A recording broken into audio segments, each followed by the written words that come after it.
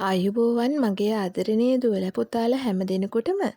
ඉතින් දුවේ පුතේ ටීචොන්න අදත් ආවේ දුවල පුතාලාට 4 ශ්‍රේණියේ බුද්ධ ධර්මයේ කියවීම පොතේ 7 වෙනි පාඩම කතා කරන්න. එහෙනම් ඔන්න අද අපේ පාඩමේ මාතෘකාව තමයි බෝසත් දරුවෝ. එහෙනම් ඔන්න දුවල පුතාලාට පුළුවන් දුවල පුතාලාගේ බුද්ධ ධර්මයේ කියවීම පොත අරගෙන 7 වෙනි පාඩමට පෙරලගෙන පාඩමට ලෑස්ති වෙන්න. අපි පටන් ගමුද? අත්තම්මේ පන්සල් යන්නද? ඔව් දුවේ. අද පොය දවසනේ. අපි මල් කඩන්නද අත්තම්මේ? හා අයියා එක්ක අත් සෝදාගෙන මල් නෙලන්න. මම අයියා සමග මල් නෙලන්නට ගියෙමි. පොල් තෙල්, හඳුන් කූරු හා පහන් තිර සූදානම් කර තැබූ අත්තම්මා පන්සල් යාමට සූදානම් වූවාය. බුද්ධ වන්දනාවට අවශ්‍ය ගිලන්පස සූදානම් කළේ අම්මාය. අයියා හා මමද මුහුණකට සෝදා පිරිසිදු සුදු ඇඳුමින් සැරසුනෙමු. අම්මාත් තාත්තාත් ගමනට සූදානම් වූහ. අපි සැම එක් වී පන්සල වෙත පියමන් කළෙමු. පන්සල් ගේට්ටුව අසලදී අත්තම්මා සෙරෙප්පු ගලවා පැත්තකින් තැබුවාය. ඒ අනුව යමින් අපි සියලු දෙනාම පාවහන් ගලවා පේලියට තැබුවෙමු. පන්සල් භූමියට ඇතුළු වුණු අපි නිශ්ශබ්දව හා සංවරව ගමන් කළෙමු. ගෙන ගිය පූජා ද්‍රව්‍ය ආසනයේ මත තැබුවෙමු. අත්තම්මා බෝමළුව අමදින්නට වූවාය. තාත්තා පරවුණු මල් අස්කර මල් ආසන පිරිසිදු කළේය. අයියාත් මමත් නෙලාගෙන ආ මල් වට්ටිවල තබා අලංකාර ලෙස සකස් කළෙමු. අම්මා සෑරදුන්ට, බෝරදුන්ට හා විහාර මන්දිරයට ගිලන්පස පූජාව සූදානම් කළාය. සෑ මළුව, බෝ මළුව, විහාර මළුව හා විහාරගය ඇමදීම ආදි වතාවත් කළ අපි දෑත් දෝවනය කරගත්තෙමු.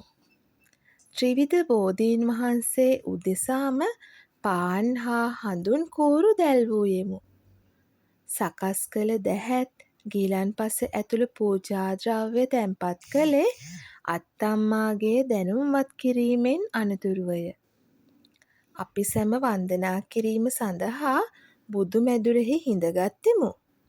අත්තම්මාත් අම්මාත් මාත් අර්ධ පර්යංකයෙන් වාඩි වුණු අතර තාත්තාත් අයියාත් හිඳගත්තේ බද්ධ පර්යංකයෙනි. සාදු සාදු සාදු. අපි තිසරණ සරණ ගොස් පන්සිල් සමාදන් වී ලයාන්විත හඬින් වන්දනා හා පූජා ගාථා සජ්ජායනා කළෙමු. අවසානයේ අපි සැම දෙනාම එක් වී අත්තම්මාට වැන්දෙමු. එවිට අත්තම්මා අපට තෙරුවන් සරණයි කියා ආශිර්වාද කළාය. අයියාත් මමත් දෙමව්පියන් වඳින ගාථා කියා අම්මාටත් තාත්තාටත් වැන්දෙමු. අපේ හිස් අතගා අම්මාත් තාත්තාත් අපට බුදු සරණයි කියා ආශිර්වාද කළෝය. ඉන්පසුව අප පූජා භාජන ආසන මතින් ඉවත් කර පිරිසිදු කළෙමු. පසුව අපි ස්වාමීන් වහන්සේ වැඩ සිටින ආවාසගය කරා පියමන් කළෙමු. අත්තම්මා සුදු ලේන්සුව බිමට එලා පසඟ පිහිටුවා ස්වාමීන් වහන්සේට වැඳ නමස්කාර කළාය. එවිට අපි සැමද ස්වාමීන් වහන්සේට පසඟ පිහිටුවා වැන්දෙමු. උන්වහන්සේ සුවපත් වේවා කියා අපට ආශිර්වාද කළහ. වන්දනා කරලා ඉවරද උපාසකම්මේ? යැයි ස්වාමීන් වහන්සේ විමසූහ. එහෙමයි ස්වාමීන් වහන්ස. කියා අත්තම්මා පිළිතුරු දුන්නාය. ස්වාමීන් වහන්සේ තම ආසනයේ වැඩහුන් පසුව සැදැහැවතුන්ට වෙන්කර ඇති කුඩා ආසනවල අපි හිඳගත්තෙමු. මං බලාන උන්නේ මේ දරුවෝ දෙන්න පන්සලේ හැසිරුණු ආකාරය. බොහොම ආදර්ශවත් දරුවෝ දෙන්නෙක්. ඒ මෙහි දුවපැන ඇවිදින්නේ නැතිව නිශ්ශබ්දව සංවරව ගමන් කළා. වන්දනාවට පෙර වතාවත් කළා. ශබ්ද නගා ලයාන්විතව ගාථා සජ්ජායනා කළා.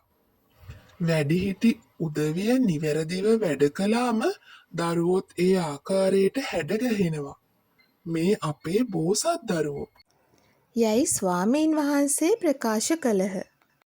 ඔන්න එහෙනම් පටන් ගමු. පන්සලට යන විට රැගෙන ගිය දේවල් නම් කරන්න. ඔන්න පළවෙනි ප්‍රශ්නය තමයි පන්සලට යන විට රැගෙන ගිය දේවල් නම් කරන්න. ඔන්න එහෙනම් පන්සලට යනකොට අරගෙන ගියේ මල්, පොල් තෙල්, හඳුන් කූරු, පහන්තිර, ගිලන්පස. ඔන්න දෙවැනි ප්‍රශ්නය. පන්සලේදී වන්දනාවට පෙර සිදු කළ වතාවත් මොනවාද? පන්සලේදී වන්දනාවට පෙර සිදු කළ වතාවත් මොනවාද? අපි බලමු මොනවද කරපු වතාවත් කියලා. බෝමළුව ඇමදීම, මල් ආසන පිරිසිදු කර සකස් කිරීම, මල් වට්ටි සකස් කිරීම, ගිලන්පස පූජාව සූදානම් කිරීම, සෑමළුව, බෝමළුව, විහාරමළුව, විහාර ගෙය ඇමදීම තමයි වන්දනාවට පෙර සිදු කරපු වතාවත්. තුන්වෙනි ප්‍රශ්නය. පාඩමේ සඳහන් ආශිර්වාද පාඨ ලියන්න. පාඩමේ සඳහන් ආශිර්වාද පාඨ ලියන්න. අපි බලමු පාඩමේ තියෙන ආශිර්වාද පාඨ මොනවද කියලා. තෙරුවන් සරණයි, බුදු සරණයි. මෙන්න මේ පාඨ දෙක තමයි පාඩමේ තියෙන ආශිර්වාද පාඨ දෙක. තෙරුවන් සරණයි, බුදු සරණයි. එහෙනම් දුවේ පුතේ ඔන්න ඕක තමයි අද අපේ පාඩම. බෝසත් දරුවෝ ඉන්න ඕනි කොහොමද කියලා තමයි අපි මේ පාඩමෙන් බැලුවේ. ඉතින් දුවලා පුතාලත් පන්සලට ගිහාම බොහෝම සංවරව හැසිරෙන්න ඕනේ. පන්සලේ දුවපැන ඇවිදින්නේ නැතුව, කෑකෝ ගහන්නේ නැතුව බොහෝම සංවරව හොඳ දරුවෝ හැසිරෙන්න ඕනේ. ඒ වගේම තමයි ගාථා සජ්ජායනා කරනකොට බොහෝම සංවරව, බොහෝම සංසුන් ලීලාවෙන් අපි මේ දේවල් සජ්ජායනා කරන්න ඕනේ. එහෙනම් ඔන්න දුවලා පුතාලත් පන්සලට ගිහාම බොහෝම සංවරව සිටීවි කියලා ටීචර් විශ්වාස කරනවා. එතකොට තමයි හැමෝගෙම ආශිර්වාදය, හැමෝගෙම හොඳ වචන දුවලා පුතාලට අහන්න පුළුවන් වෙන්නේ.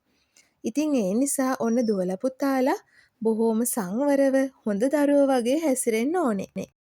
ඒ වගේ දරුවන්ට තමයි අපි බෝසත් දරුවෝ කියලා කියන්නේ. එහෙනම් අද පාඩම ඉවරයි.